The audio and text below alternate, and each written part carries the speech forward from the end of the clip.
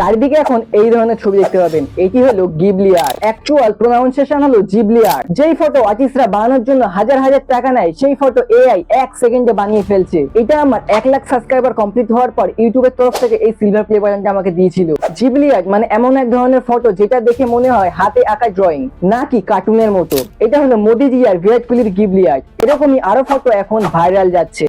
কিন্তু দাঁড়াও, তুমি কি আসলে জানো এই গিবলি আর্ট জাপানের অ্যানিমেশন ফিল্ম স্টুডিও 1985 সালে হায়াও মিয়াজাকি তৈরি করেন। উনি বলেন এই কার্টুন স্টাইল আমি বের করেছি, 50 বছর পর্যন্ত আমি এই গিবলি আর্ট বানিয়ে গেলাম, আর এখন এআই 1 সেকেন্ডে এই গিবলি আর্ট বানিয়ে দিচ্ছে। উনি বলেন এটা আমার সারা জীবনের ইনসাইট, এটার পিছনে আমি আমার 50টা বছর লাগিয়ে দিয়েছি। উনি বলেন এই ফটো বানানোর জন্য মনের ভিতর একটা ইমোশন লাগা দরকার। এই 4 সেকেন্ডের ভিডিওটা দেখুন, এটা জাপানের একটা মুভির ক্লিপ। এটা বানাতে প্রায় 1টা বছর সময় লেগেছে।